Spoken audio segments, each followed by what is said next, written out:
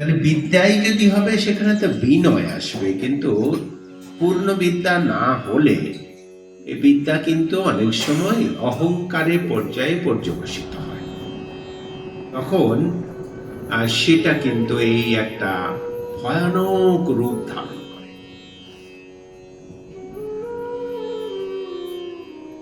ঈশ্বর বা ভগবানের যে প্রাপ্তি, যার জন্য আমাদের এই জগতে আসা, মনুষ্যের মূল যে উদ্দেশ্য, সেটা আমরা ভুলে যাই। তখন একেবারে আমাদের স্মৃতিতে থাকে না ওটা। তখন আমাদের মনে হয় ওই আমি কোনো অংশে কম নই, এর একটা প্রকাশ ঘটাতে হবে। আমি অবহেলিত নই, বা আমি ছোট নই, আমি কোনো অংশে কম নই, এরকম একটা ভাব মনের মধ্যে তৈরি করে ওই যে ব্যক্তির সঙ্গে তার এটা হলো, সেখানে গিয়ে ক্রোধ, হিংসা, ঘৃণা সমস্ত কিছু গিয়ে একাট্টা হয়ে যায়, এবং সেখানে নিজের অধঃপতন হতেই থাকে, নিজে টের পান। এটা এমন একটা বিষয় যে এটা নিজে বুঝতে পারেন আমার পতন হচ্ছে, কিন্তু সেখান থেকে রিভল্ট করতে পারেন না, ফিরে আসতে পারেননি, কেউই পারেননি এক্সেপ্ট একজন ঋষির, আমরা এটা জানি, তিনি ওখান থেকে রিভল্ট করেছেন, ফিরে এসেছেন, সাকসেস পেয়ে হয়েছে।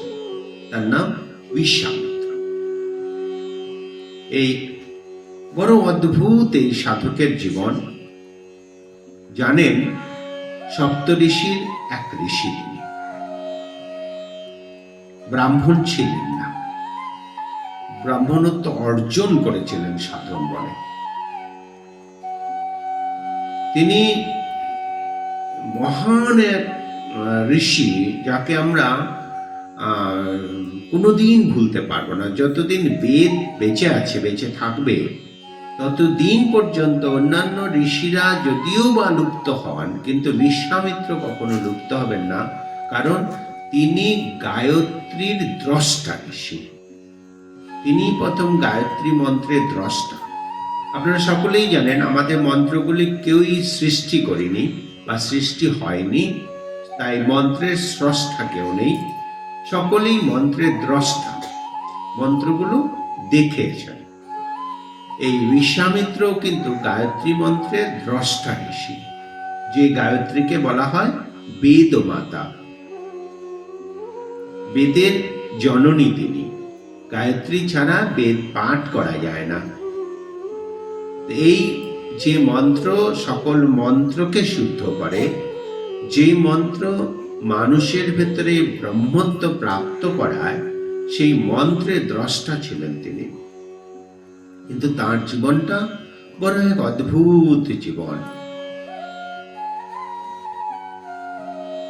তিনি ক্ষত্রিয় ছিলেন। কুশ নামক কোন এক বংশ ছিল, বা কৌশিকিনী নামে কোন এক বংশ ছিল। এক এক গ্রন্থে এক এক রকম আমরা পাই। যাই হোক, সেই বংশেরই একজন রাজা ছিলেন গাধী। এই গাধীরাজের আরাধ্যা পুত্র কৌশিক নাম ছিল তার। কোন গ্রন্থে কৌশিক পেয়েছি, কোন গ্রন্থে কৌশিকী পেয়েছি। কৌশিক নাম।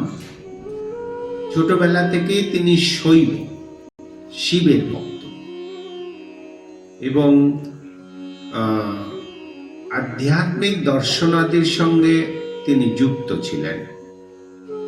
ক্ষত্রিয় হলেও তিনি ধর্ম সম্পর্কে সচেতন ছিলেন, অর্থাৎ কিনা তিনি ধর্ম পালন করতেন।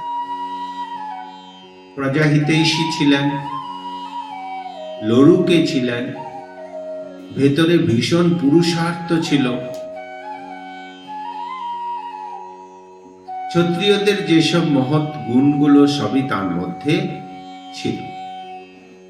যথাসময়ে তিনি পিতার রাজত্ব পেয়েছেন, এবং নিজ বাহুবলে, ক্ষমতা বলে, সেই রাজত্বকে সমৃদ্ধশালী করেছেন।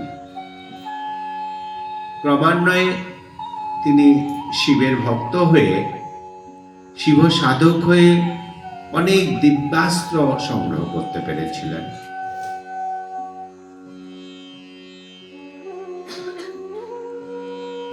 রাজত্ব চলাকালে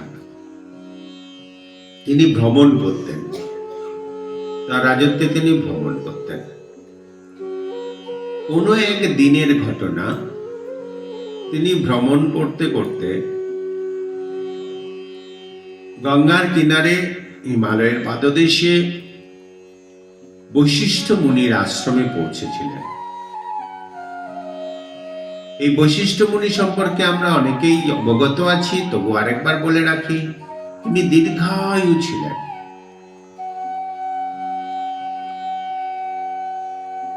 প্রায় 60,000 বছর ওনার আয়ু ছিল, এরকম শাস্ত্রাদিতে বর্ণিত আছে।